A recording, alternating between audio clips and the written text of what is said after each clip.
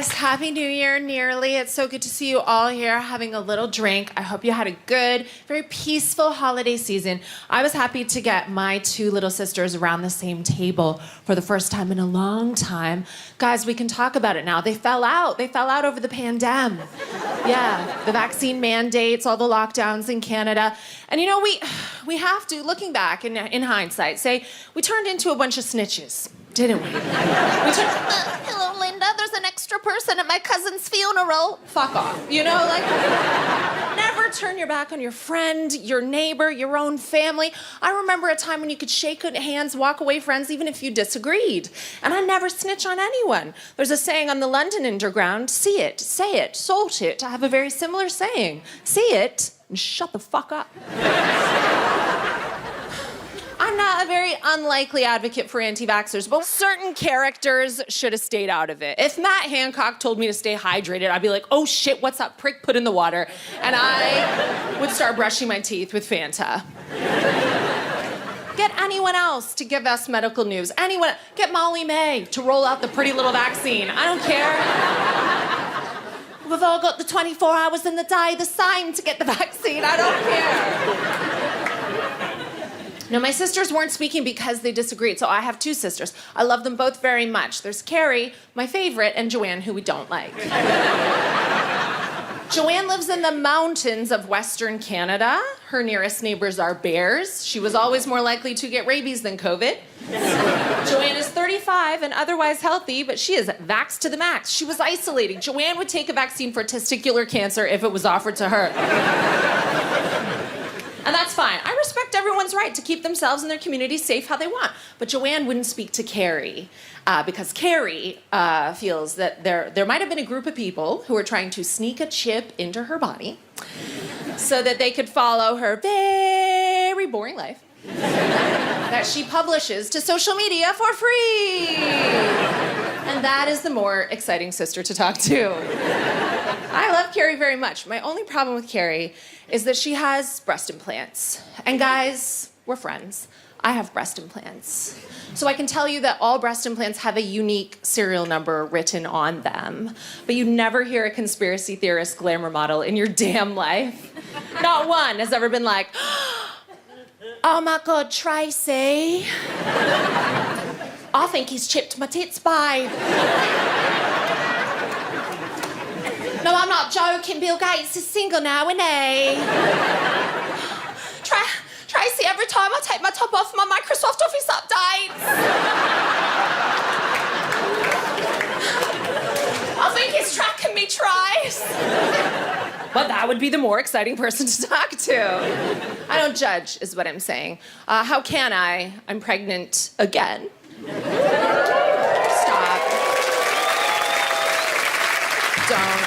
Just happy it's not yours. Don't. I'm pregnant all the time, but who can blame me with the amount that Pete Davidson is in the news?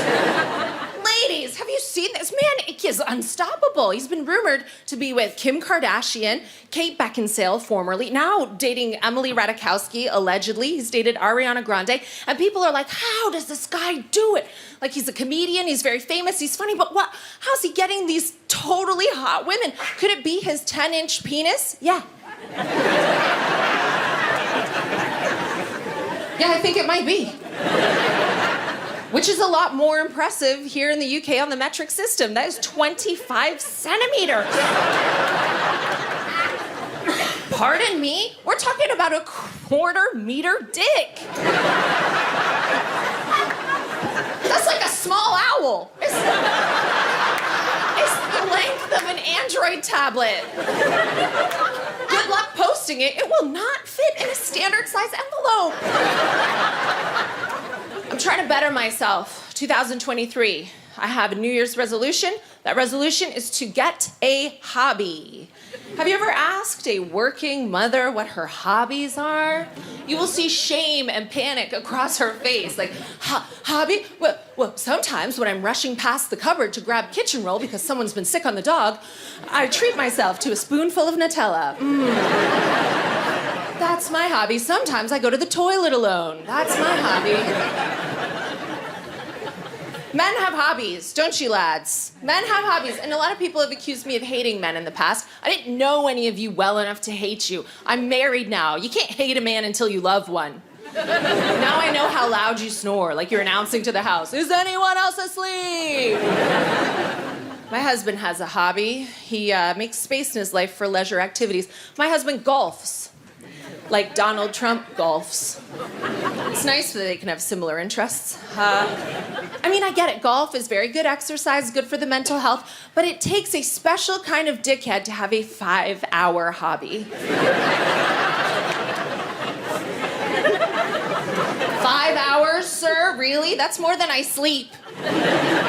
5 hours is more than my daughter's screen time allowance. I thought this man loved me until winter came and he continued to golf. Oh, what would I like to do on my day off? Oh, quality time with my children? No thanks, I'd rather catch RSV stood in the freezing rain for the length of time it takes to drive from London to Carlisle. How boring could I possibly be? We've only been married a short time. I still suck him off enthusiastically. Thank you. Thank you for that. And he's ambling around outdoors in a hostile climate with a bag of sticks like a shit Bear Grylls. Oh, I'm sorry I haven't got 18 holes. It's just the 3.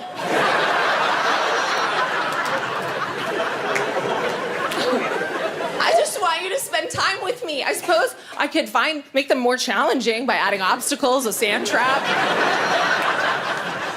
Invite his friends over for a game of Scramble. I don't know. That's funny to me because in the car today, I asked my husband loads of golf questions on the way here, like, what's a scramble? So he had a hand in writing those lovely jokes about how golf makes him a prick. Well, guys, I gotta continue growing all these babies. Unlike Nick Cannon, I cannot impregnate 12 Instagram models in a fortnight. So I wish you a very happy new year. Thank you so much for listening. I'll see you soon. Hi, everybody. Thank you for that lovely music. Are you all having a lovely time?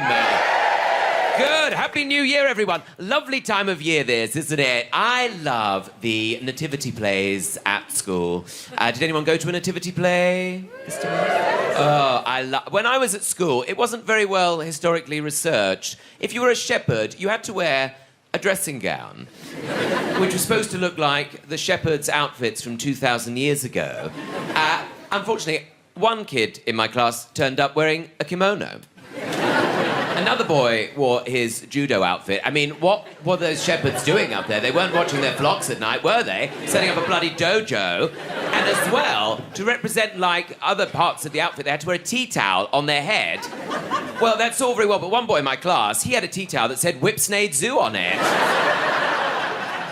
Not very well researched at all. Hello. So for a long time, I've been living with a couple called Dad and Mum. But then recently, I got my own place. Oh, it's been very exciting. I've got a little garden, which is nice, although I do get very stressed about the slugs, right? Slugs, the snails that are homeless. And they come out, right? They come out. They don't come out, but they... I love that. I'm gay. Look it.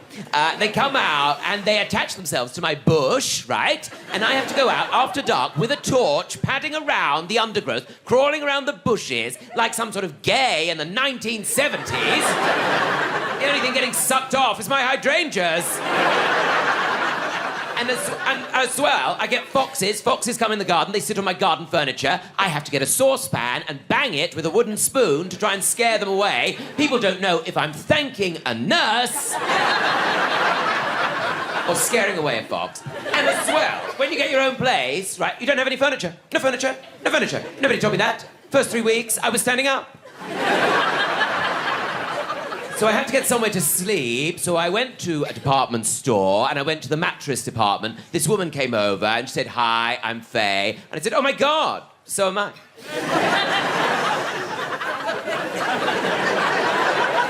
She had sort of sparkly shoes on, and she carried with her an air of sadness. And she said, do you need a bed as well? I was like, yeah, of course I need a bed as well. I don't just want a mattress I'm going to put in the corner of the room like I live in some sort of crack den. Me and the slugs chasing the dragon. And she said, well, I suppose you want memory foam. Everybody wants memory foam these days. I don't see the point of it myself. It was like she was trying to forget. She said, come over and see this memory foam. Lie on it, relax on it, relax. Are you relaxed? It's very hard to relax because she's standing at the end of the bed like some sort of spectre in the night, like a night terror. She says, are you supported? I said, I've got some good friends. She said, well, no, try and turn over. You know, I couldn't turn over on this memory foam. Could not turn over. It was like I was drowning in memories. Why did he leave? And then I was like, no, I don't want memory foam, Faye. She said, well, do you have nightstands? I said, Faye, that is none of your business. Then I realised she meant bedside tables. And we went to look at the bedside tables, and they're always on like a little set. You know, there's like a little bed and a bedside table and a little window with a little blind on it. By the way, I am 39 years old, and I still do not know how to work a roller blind. You pull it down to pull it down. Right, to make it go back up again, you pull it down again. Then to make it go back, right, you have to put it down again, it stays down. So then I put it down again, still stays down. Put it down again, still stays down. The whole window has got like a skirt on it now. I don't understand rollerblades. And by the way, they put these sets out of a bedside table with like one angle poised lamp and a journal. Nobody's bedside table looks like that. Everybody's bedside table has got 37 glasses of water on it. Downstairs in the kitchen goes, I'm sure we got glasses in this house. It's got half a dozen books you started, couldn't be bothered to finish, and every receipt from every purchase you've ever made. And no one's writing a journal in bed, are they? Because everybody gets into bed and does exactly the same thing. You prop yourself up, you get your phone, and you start Googling things. Googling things like, why can't I sleep? Why is my neck so sore? Osteopaths in my area. And so, right, and so I was like, no, I don't want a bedside table. Thank you, Faye, I just want to get a mattress. Well, they ask you all these questions, like, how many springs do you like? I don't know. 2? Right, she takes me over to these mattresses. She says, right, try this one, sleep on this one. And how cocky are these mattress companies that they have to put down a plastic sheet on the mattress? Like, their mattresses are so relaxing, I'm going to immediately get on it and suddenly piss myself.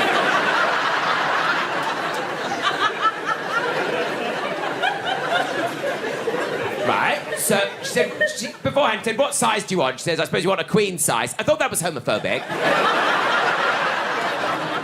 I got onto this mattress, sliding around all over the place, like I was trying to go to bed on an ice rink, right? And then Faye gets in the bed next to me. Then she says, how do you sleep? Which sounds sort of accusatory, doesn't it? It's the sort of thing they shout at serial killers when they're leaving court. How do you sleep? How do you sleep? No, I said, well, tell me, how do you sleep? Well, if I was at home, I probably wouldn't have my shoes on. I definitely wouldn't have all these people walking around me, and I certainly wouldn't have a woman lying next to me. Anyway, I gave her the money, she walked off, got on the escalator. I don't think she worked there at all. But the thing is, since getting my own place, I've become very house-proud. I'm rather like my mother. I like to make the bathroom very nice. When I was growing up, we didn't have carpet in the bathroom. We had lino, but we had a very small amount of carpet around the base of the toilet. It was like a sort of poncho for the toilet. A poncho soaked in piss. And then the lid of the toilet had like a fur hat on. Like the whole toilet had gone to Turkey for a hair transplant. And as well, I have hard water. I don't mean to brag. And I get very concerned about the water staining the shower screen and the tiles. So I had to get a squidger. You got a squidger? You got a squidger? If you haven't got one, it's basically a thing you keep in the shower. After your shower, you turn off the water, and then you stand there, shivering, freezing cold, crying. Right, you have to bend down to pick it up, which is so undignified when you're naked. Bend down, pick it up, get the squidger, going, like I'm in Confessions of a Window Cleaner. And I think, oh, God, if anybody could see me now. If they could see me now, what would they think? But, of course, they can see me because I can't work the roller blind.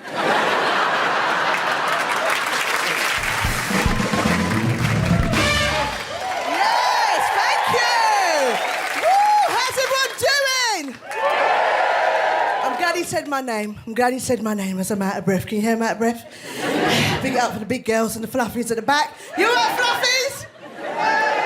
Don't lie to yourself, okay, people? Anyway, it's nice being here. Everyone feeling good? Yeah! Well, one of the things I love about Christmas and, you know, New Year's Eve is that the office parties.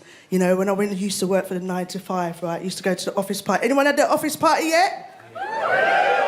Anyone slept with someone else's man yet? Because at the office parties, yeah, you always have Hannah from accountants, right?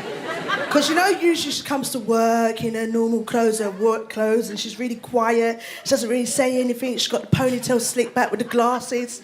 And then at the office party, Hannah turns up like she's Kim K ready to make a second sex video. Do you know what I mean? And then for me, I don't know about you, but I always want to know who's sleeping with who.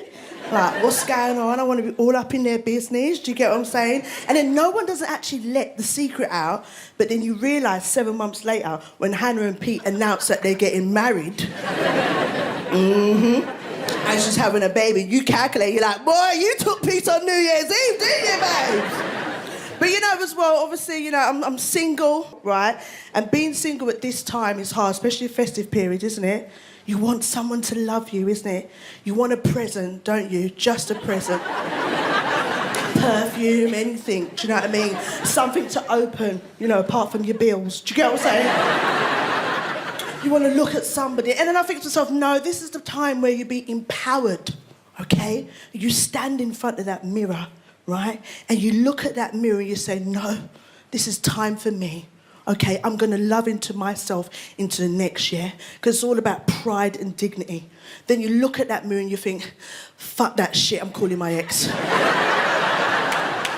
Seriously, no, not doing it again. You call your ex, don't you? You think to yourself, I've just got to let this relationship last for 7 weeks until we get past Valentine's and then I can get rid of him. Do you know what I mean? That's why some of you lot are here with your partners now. You didn't realise. Called you because they were lonely, not because they actually love you or want you. Do you know what I'm saying? But, you know, it makes me think about, obviously, when I was younger. I don't know anyone here over the age of 40? Okay, some of you are lying to yourself. It's different. It's different when you're over 40 and you start going out. Do you know what I mean? You go raving. I remember when I was in my 20s, right, all you young people. Yeah, don't, woo, okay, thanks. You know, when you're in your 20s and you go out, like, I could go out raving all night, like, proper go down low and actually get back up again. Right? And I would go out and then I'd go to work and I could do the whole 24 hours with no sleep, take a little Pro Pill tablet. Do you remember the Pro Pill tablets? Heart would palpitate and you're like, is it the Pro Pill or was it the drugs? Which one? Which one? And now, at my age, like over 40, that's as much as I'm telling you, when I'm going out, all I'm thinking about with regards to my tablets is, did I take my iron tablets? Did I take my iron tablets? And it really makes me think about the fact that now, you know, I can't treat myself for certain things I used to in my 20s. In your 20s, you treat yourself with a new hairstyle, right? Because I'm a black girl and we like to change our hair every week. Okay, this is one Brazilian girl's hair, but anyway, we won't get into that conversation. But now, when you're 40, it's like the treat that I give myself is going to buy myself a full-body MOT on discount at Bupa.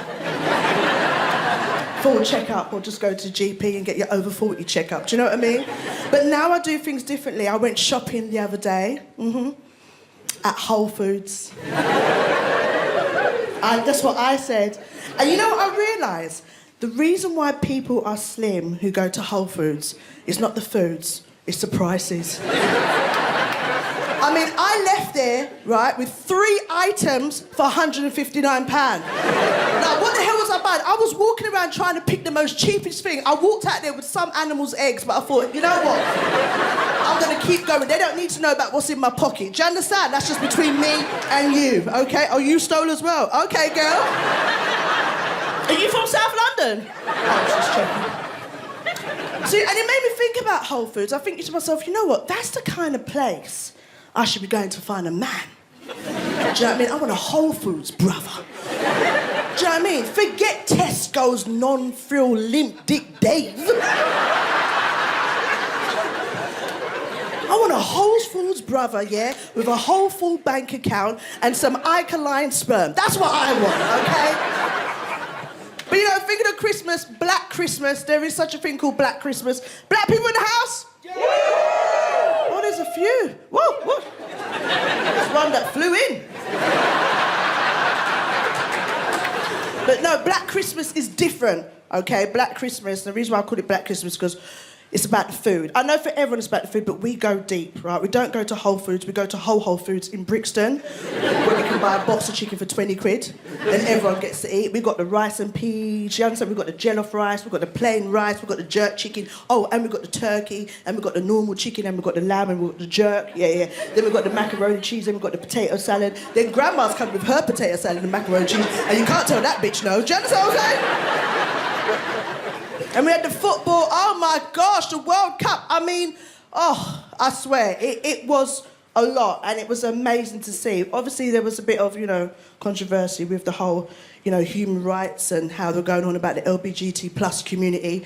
And we did the most British thing that we do. We was like, no, we must stand against this. This is terrible. And we sent out a few tweets. And we was, was upset. We was upset about that and human rights. And then we found out there wasn't going to be no alcohol. We was like, no alcohol! And then we take it back!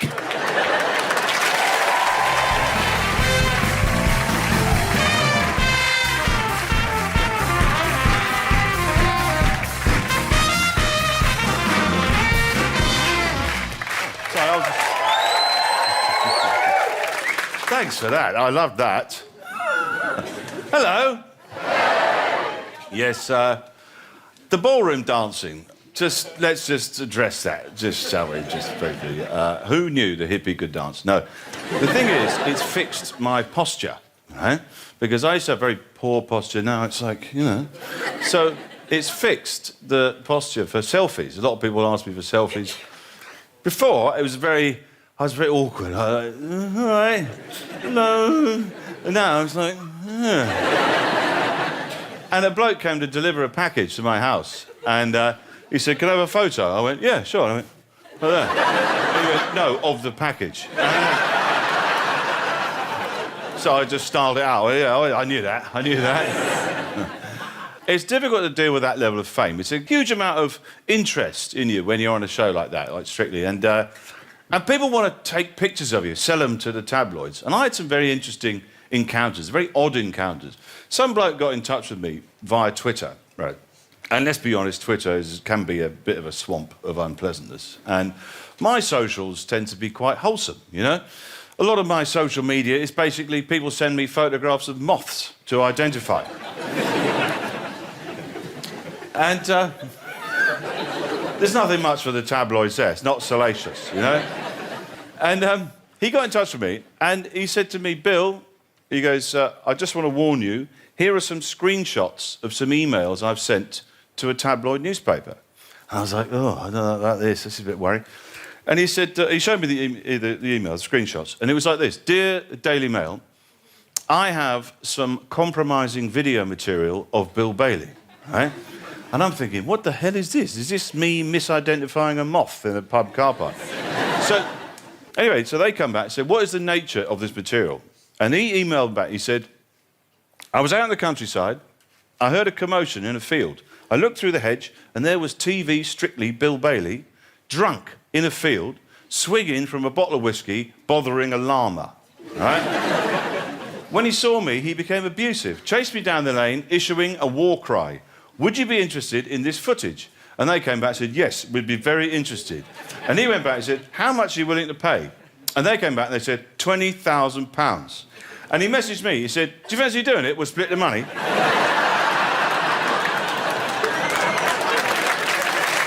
So, it's tempting, right? Yeah.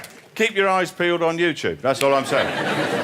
Because we have a very odd relationship with fame in Britain, don't we? We're sort of slightly awkward about it, very British about it.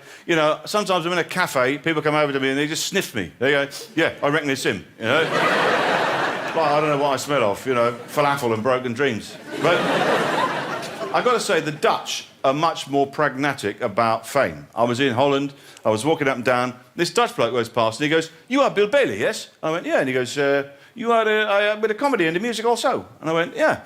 And he goes, I like it very much. And then there was an awkward pause. I thought, does he want a selfie? I sort of went, do you want to... Yeah. And he went, what? And...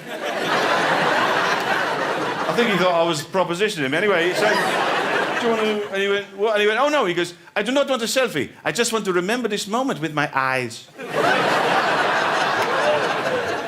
It's beautiful, isn't it? Compare that to an incident I had in Swanage, right? It's my own fault. And this bloke, he was hovering around with a mobile phone like this, and he comes at me and he goes, here, talk to my sister. I went... I don't know. I said, what about? Her name's Claire. She just got a new job. Go on, congratulate her. Go on. So I went, all right, I'll put the phone to my ear, and he snatched it away. He went, that's not going to work. She's deaf. I know, text her. I'll write it out. Well done, Claire, with a new job. All the best, Bill Bailey. And I said, well, why don't you send it? And he goes, no, you press send. That way she'll know it's from you. This is sort of madness that I have to deal with on a daily basis. I get nutters all the time. A bloke came up to me in the street, he said, same coat. And I went, wow, great. Oh, look at that, same coat. I wasn't wearing a coat, you know? I was in a bar in Amsterdam, right? And this bloke comes over, you straight away, you know, he's a nutter. And this bloke comes over and he goes, Bill Bailey, yes? And I went, yeah. And he goes, there's no Dutch people in, by the way, sorry. I'm having to go at the Dutch. It's not the greatest language, is it, Dutch? No offence. I mean... There's other European languages which are a little bit more prettier, aren't they? Like Spanish. It makes, you know, even Shakespeare sound more romantic. To be or not to be, that is the question. Spanish, ser o no ser. Esa es la pregunta.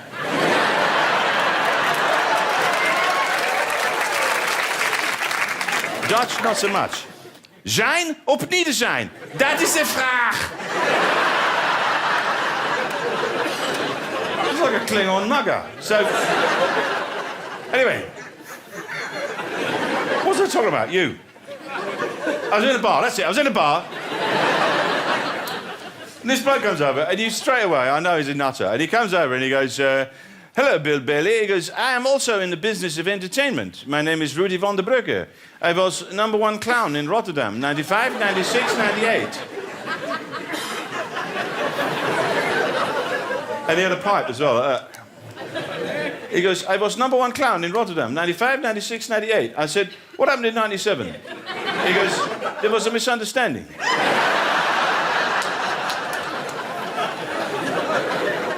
They were not my genitals. It was a prosthetic, but apparently inappropriate for the nativity. And then he started having a go at me for being English, right? He goes, you English are uptight. You do not know how to speak to a woman. I will show you the Dutch way. And he goes, this is how you speak to a beautiful woman. Hello, you are a beautiful woman. You have beautiful shaped ears. Your legs are symmetrical. Let's go to the motel. And, he goes, and I said, what about Englishman? Oh, Englishman is like this. Hello, it is sunny today, yes?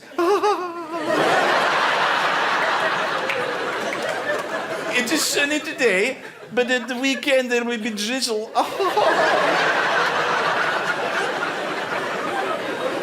Do you like jam? I have many jams in my home. You can try them. Spread them on bread and butter. I have a knife for spreading. It is not a stabbing. I'm not a psycho.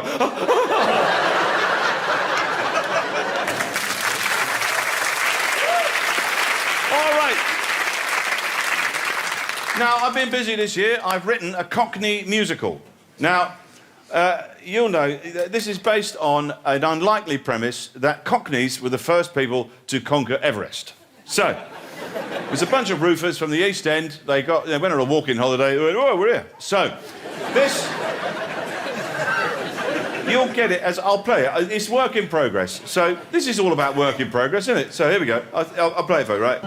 From Mile End Road to Everest, I was right up there with the very best. They called me a Yeti in an old string vest. I'm last of the Cockney Sherpas. How's your crampons? Too tight. So, now, there is a bit of audience participation if you want to get involved, a bit of old school music hall. When I say, how's your crampons, you shout, too tight. Let's try that. How's your crampons? Too tight. Very good. With a fag and a whistle and a Gordon's gin, I was up K2 like Gunga Din. There's no crevasse I ain't smoked in, I'm last of the Cockney Sherpas. How's your crampons? Yes, very good. I've rediscovered a love of a musical form that was part of my childhood, and that was, of course, ragtime. Now, ragtime's a joyous musical form. I think it could be, it's due a renaissance. I'll give you a reminder of what ragtime sounds like. Here's a bit of Maple Leaf Rag from Scott Joplin.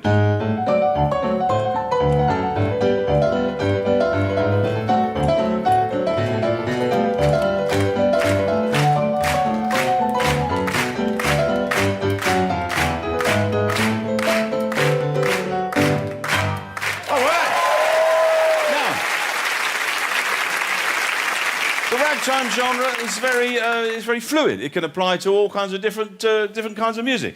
You can apply ragtime to classical music, right? Here's a bit of Beethoven, Fiore Lisa, in the ragtime style.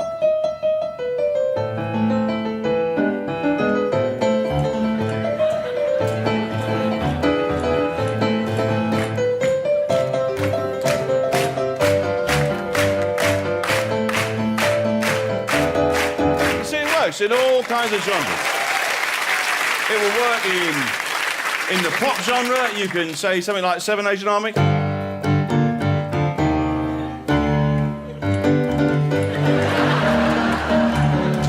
So it works very well. And in fact, what I'm going to do now, I'm going to get a suggestion from you. Suggest a song, I'll try and play it in the ragtime style.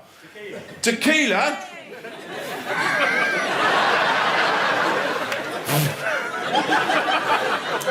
Okay. Okay, all right, hold on. Okay, that's the one, isn't it? Yeah.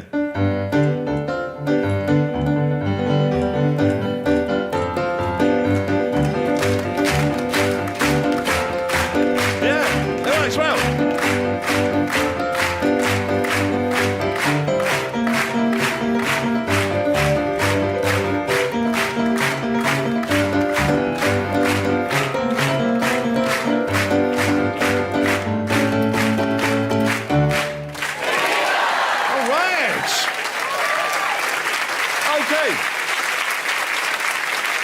Right, I'm going to try something now. As it's New Year's, it's special. I've tried something for you, John. I'm going to put together something.